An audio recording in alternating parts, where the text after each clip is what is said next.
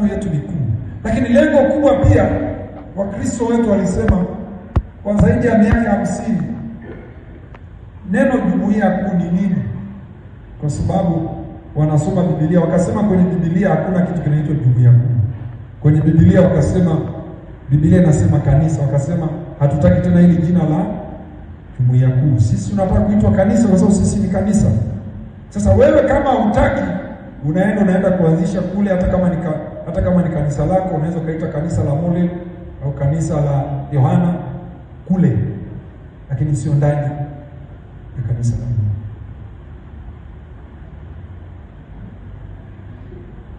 Bwana Yesu asifiwe. Ni vizuri kuzingatia, na msajili wa jumuiya za kiraia ofisi yake ilitoa maelezo na kufanya kikao pia pamoja na wakuu wa ulinzi na usalama katika serikali ya mkoa wa Mwanza, na kueleza haya ambayo yameelezwa kwa miaka mingi, ila Waswahili wanasema sikio la kufa halisikii dawa. Ni kama leo mtu kusema mimi sitaki CCM, mimi naitwa TANU. Wale watu wa vyama mtatuambia, unaweza kusema mimi leo sitaki CCM, naitwa TANU, kwa sababu ndicho wanachofanya. Wewe kusema mimi sikubaliani, mimi nataka TANU, mimi bado ni TANU. Au unasema mimi rais wangu bado ni Nyerere. Hayupo. Inahitaji tu akili timamu, hahitaji kwenda, hahitaji nguvu kubwa. Hivyo vitu havipo. Kwa hiyo jumuiya haipo rasmi, ilishakufa na haitakuwepo tena. Haipo. Kwa hiyo ofisi za umma, ofisi za serikali wajue jambo hili. Yeyote anayejitambulisha huko na kujiita jumuiya ni kwa hasara yake, na anayekubali uongo huo pia. Kanisa lilishafanya mabadiliko hayo na ambayo tulishamaliza. Hoja ya pili, kwa sababu serikali haiingilii mambo ya dini na imetamka kwa barua yake sasa kwamba Mchungaji Nicholas Luserele Nzera au Mchungaji Peter Nicholas Luserele Nzera Nicholas Sangija itisha kikao cha mkutano mkuu ili muweze kuamua, je, muendelee kama mlivyokuwa zamani. Na ninaposema zamani, katiba yetu ni ya mwaka 2009.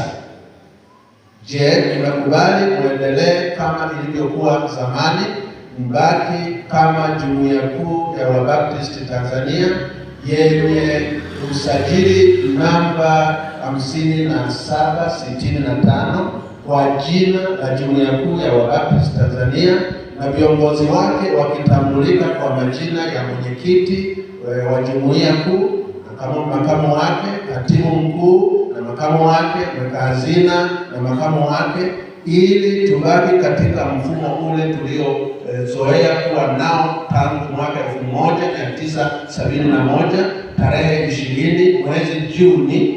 Je, mnakubali hoja hiyo kwamba tuendelee kama jumuiya kuu ya Wabaptisti Tanzania? Ndio.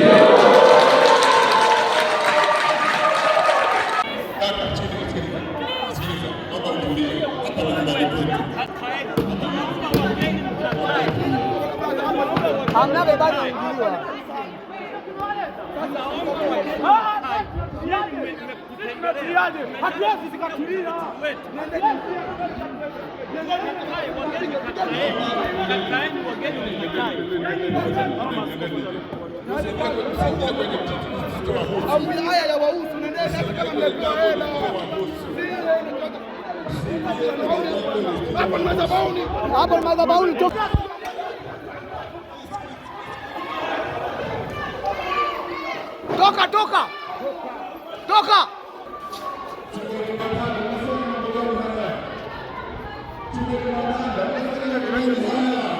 Mnaandaa fujo, si ndio? Mnaandaa fujo. Sawa.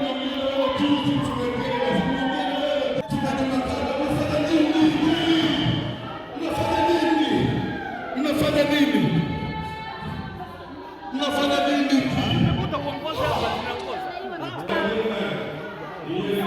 Watoke hawa, watoke na hawa. Watoke wote.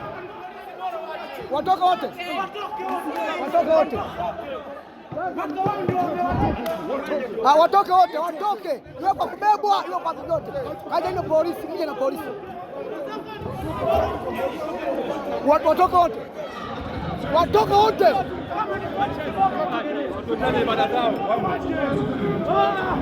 Watoke wote. Hapana. Ndio mtaona amekuja kama nani.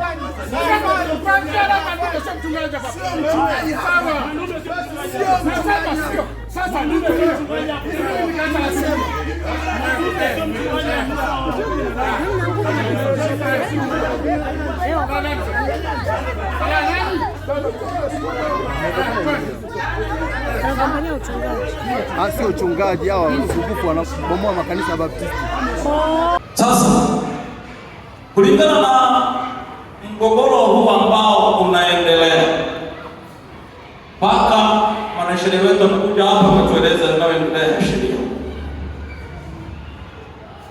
Nataka kutoa ufafanuzi juu ya jumuiya kuu ambayo sisi ni wanachama.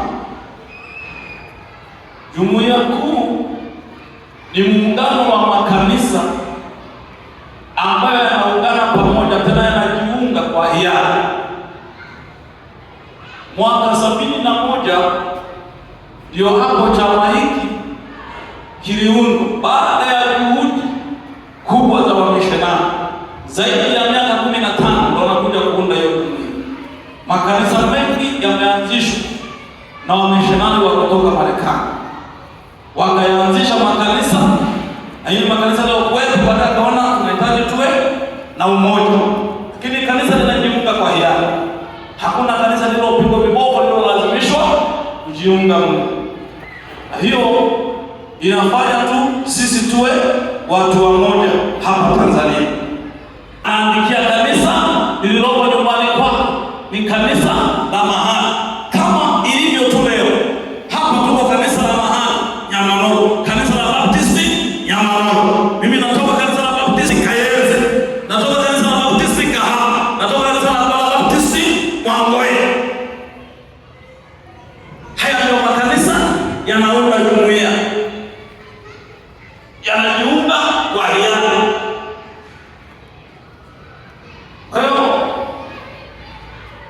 ndugu yetu Arnold Manase akiwa anajua fika kwamba shauri hili la jumuiya ipo ama haipo liko mahakamani, lakini tarehe 11 mwezi wa 3 akatoka kwenye vyombo vya habari akizungumza kwamba jumuiya kuu, watu walikaa wakaangalia wakacheki kwamba jina jumuiya kuu halimo kwenye Biblia.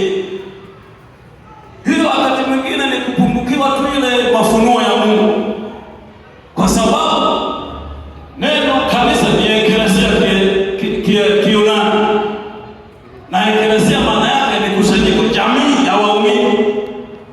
Na hata serikali kwenye usajili haisajili makanisa, inasajili jumuiya za kiraia. Na isitoshe huyu ndugu yetu anazungumza haya na anajua kuna kesi mahakamani, na anajua kwamba swala shauri likiwa mahakamani alipaswa kuzungumzia, alizungumzia yeye. Na wakati huo yeye mwenyewe na sisi hapa ni wanachama wa jumuiya ya Kikristo Tanzania. Sasa sisi ni jumuiya na yeye jamaa anazungumza hapa yumo kwenye jumuiya hiyo ya Kikristo na haijaandikwa kwenye Biblia. Ni ufahamu na ufunuo wa kiroho unakosekana hapo,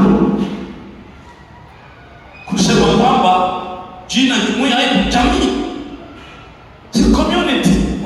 Waingereza wa community si jamii, makusanyiko ya jamii. Kwa hiyo wasiwe na wasiwasi. Kanisa, kuna kanisa la ulimwengu wote na kuna kanisa la mahali ambao mimi na wewe unakaa. Na hiyo jumuiya ndio inayosajiliwa kwenye serikali. Msajili wa jumuiya za kiraia nchini. Hakuna kitengo cha kwamba kusajili wa makanisa nchini. Haipo kwenye Biblia. Wala Mungu asitakasajiliwa huko. Na anadai kwamba yeye anashirikiana na serikali. Sisi tunajiuliza, matukio ya kupiga watu,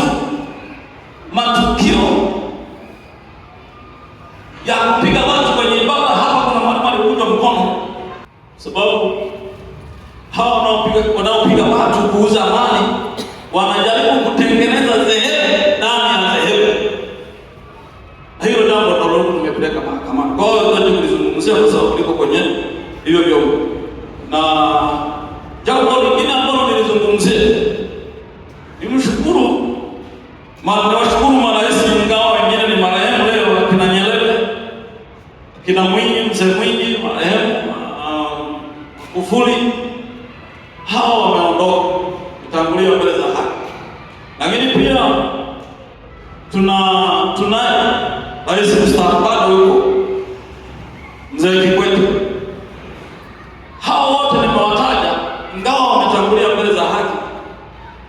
Walipomaliza muda wao, hawakunyosha tena vidole, wewe hapo umeenda, sio sisi, mimi bado ndio rais.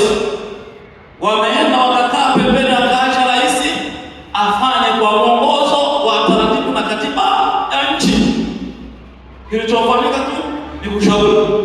Lakini leo hii kuna watu, mzee mmoja amekuwa akituongoza hapa, akamaliza muda wake, akaja hapa anasema vizuri kabisa, uchaguzi unafanyika, yeye mwenyewe ndo ameitisha uchaguzi. Barua nilikuta, na mimi nilikuta na barua nikiwa mwenyekiti wa kanda, naletewa barua kwamba tarehe fulani kutakuwa na uchaguzi mwaka 2022, kutakuwa na mkutano mkuu wa uchaguzi. Mimi nilikuja hapa mjumbe kama wewe ulivyokuja kwenye mkutano huu. Uchaguzi ukafanyika, mimi nikachaguliwa kwa kula. Sijawahi tuma maombi na sitarajiwi kutuma maombi popote. Maana mimi najua ni mchungaji, nimeitwa na Mungu. Hiyo ndio kazi najua. Hii ingine unapewa kwa ziada, fanya na hii. Kwa muda ufanya na hii. Kwa hiyo nikachaguliwa, sikukataa, nikakubali. Wewe ulikuwepo hapa na kubali, ilikuwa inalia machozi. Wengine anaanza nini sasa? Wewe bwana, ni mimi. Wewe unashangaa kulia. Yesu mwenyewe alikuwa analia. Uzito ambao unakuja kwenye uso wako, kwenye moyo wako. Nilikuwa najua kazi ambayo iko mbele yangu ni nzito. Ikamalizika hapo. Sasa watu wakanyanyuka. Mwanangu, tunakumbatiana hapo. Na Mungu na kifua mwanangu. Na kukabidhi hii kazi. Mungu akusaidie, nitakushauri, nitakuwa karibu na wewe. Halafu baadaye akageukia watu waliokuwa mkutano. Jamani, wachungaji, nimejisikia raha kabisa. Nimemaliza kazi na nimekabidhi kazi hii kwenye mikono salama. Yaani nimekabidhi kwa mtu sahihi ambaye ni mimi. Aliposema kwenye mikono salama, mimi nikapata shida. Naanza kulia. Niko salama kweli na mimi. Sina mimi ni binadamu, ni makosa yangu na mapungufu yangu. Lakini tu nilijikaza kusema na yaweka mambo yote katika yeye aliyenisaidia. Nikasimama kwa hiyo. Na hata sasa bado nitasimama katika zangu yangu. Siwezi kuteleka mpaka hapa. Nitasimama kwa sababu ya maombi yako. Sasa leo mzee bado anatembea na nyaraka kwenye ofisi za watu. Mimi ndio mwenyekiti wa jumuiya kuu ya watu wa Tanzania. Nani amekuchagua tena? Na bahati nzuri